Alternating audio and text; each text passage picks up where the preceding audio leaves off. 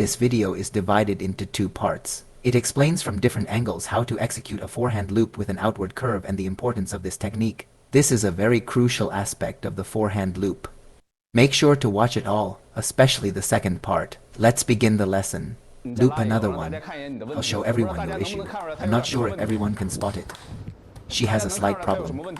Can everyone see what's wrong with her? Her racket angle when looping.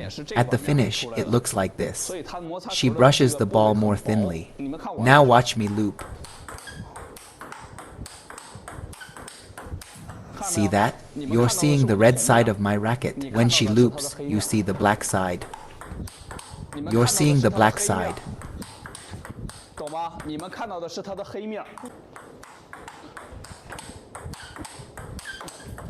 So the difference is here. She brushes too thinly. I brush thicker. There are many small details. I'll try her way. If I loop like this, it's not thick enough.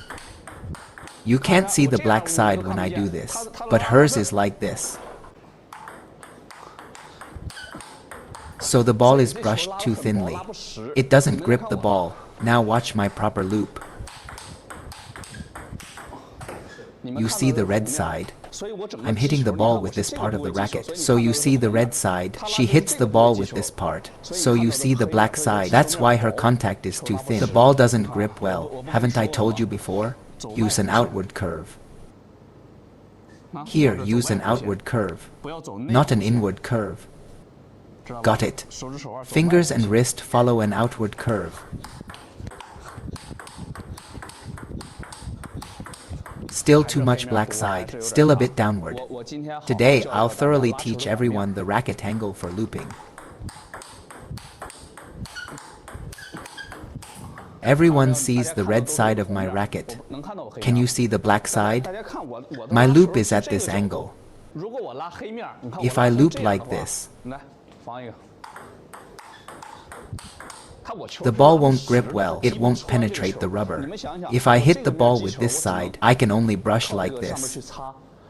If I hit with this side, I can fully penetrate the rubber. Look. Beautiful.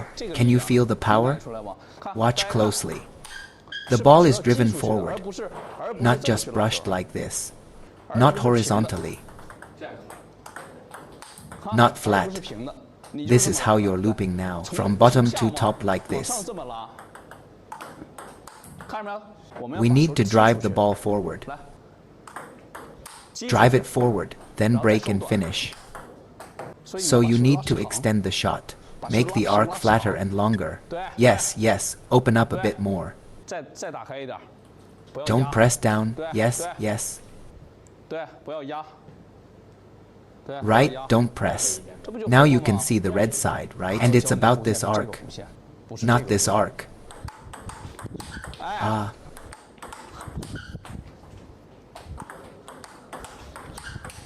This is better.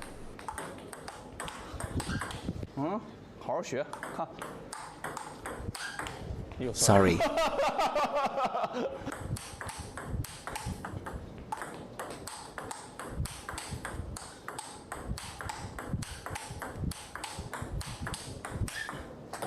See the red side when I loop? You must follow this trajectory. Only then will you see the red side after the loop. If you use an inward curve, you can't do this, right? Show everyone the red side. With an inward curve, you only see the black side. So looping requires an outward curve. Don't come from this side.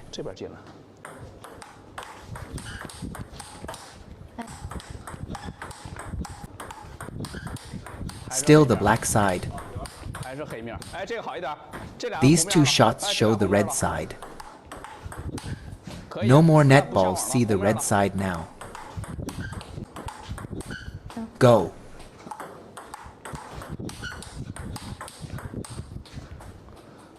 You must impact the ball and then snap your forearm and wrist to add spin. You can't just hit. If you just hit, the shot will be unstable. Much better.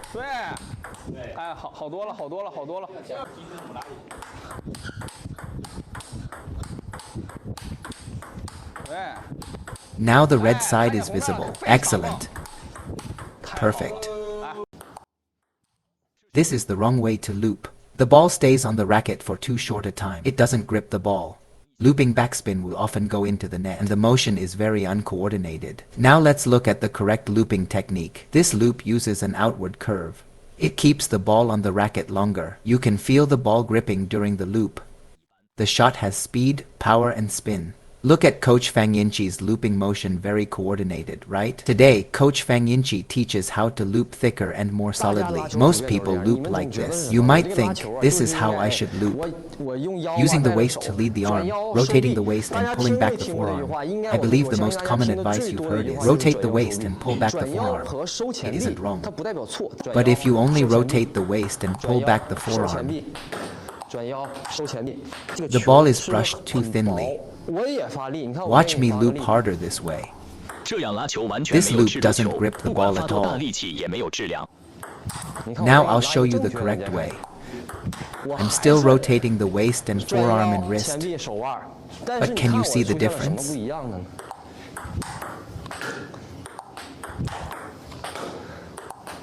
What's different?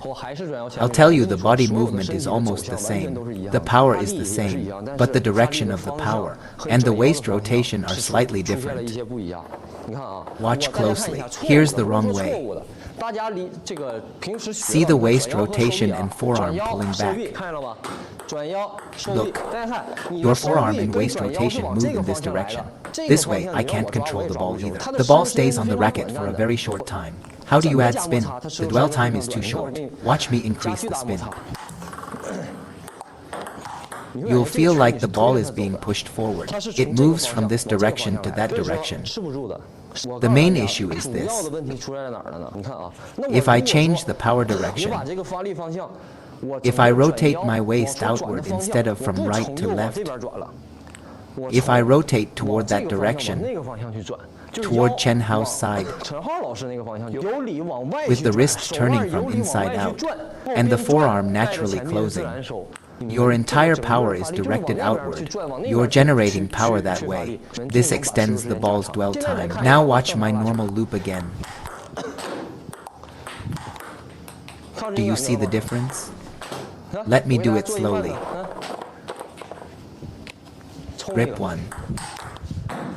Can you feel the longer contact time? It feels like your whole body is glued to the ball, controlling it.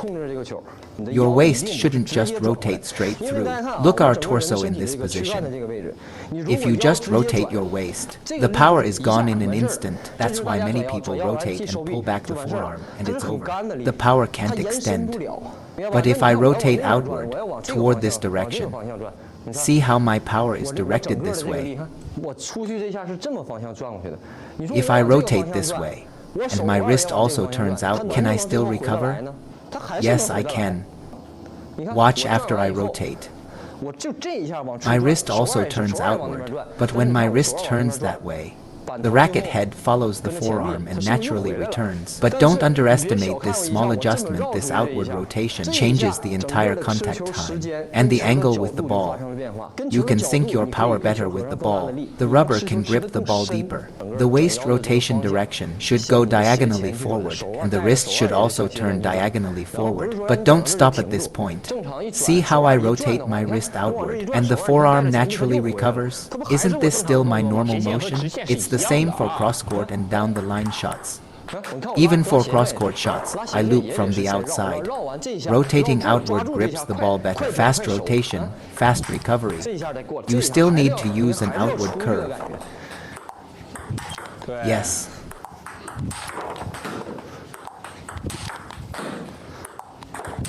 Ah, that feeling of the waist pushing forward. Use your waist to rotate in that direction. Then push and recover. Rotate the waist outward. Rotate outward. Watch.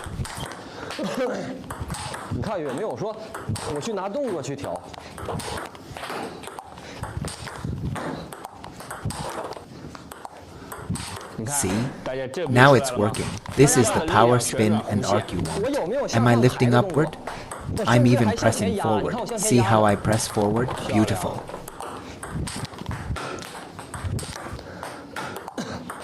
This is what most people think of as forward motion. The shot ends up like this. Why? Because you're not using your leg to lift the arc. Watch me add leg drive. Look, I'm still not adding spin. See? I'm still making mistakes. But this shot clears the net. Watch, I added leg drive at the moment of contact. See? At contact, I push and lift it. But my waist still rotates forward. I'm still pressing forward, and at contact. And at contact, I push through the ball, while snapping my wrist to create spin. It's much more stable now, see? Notice, is there any upward motions? Am I looping like this? No. Am I lifting from low to high? Many people loop like this, but you can't generate power this way. If you try to power through, it'll just fly. The arc goes upward. But if I loop like this, rotating forward, and using my legs to lift the ball, then controlling the arc with my wrist, that's the key. Listen carefully. You must lock the arc. Direct translation. Watch again. If I loop like this, this slow loop versus this slow loop. The first two shots have too much upward motion. The ball is high and slow. It gives your opponent too much time. A skilled player might smash it outright. For intermediate players, it's an easy opportunity. But the second shot, even a professional would hesitate to counterloop. So even if you can trip and choose a slow loop, this kind of shot leaves your opponent helpless. They can only block safely, and the advantage stays with you. With the first slow loop, you might lose the point. With the second, you keep the initiative. This is the quality of a shot. Quality isn't just power. It's about arc and placement control and spin. The second shot is faster than the first. It gives your opponent less reaction time and creates more opportunities for your next shot. By joining my membership, you can watch more than 10 videos in advance and access 30 professional tutorial videos by Fangbo. I will continue to update a members-only video every week. These videos cover everything from beginner basics to advanced techniques, because it's possible for him to push it to your forehand area, ensuring you'll find the skills you need. The cost ranges from $1 to $3, depending on your region. Thank you all for your support.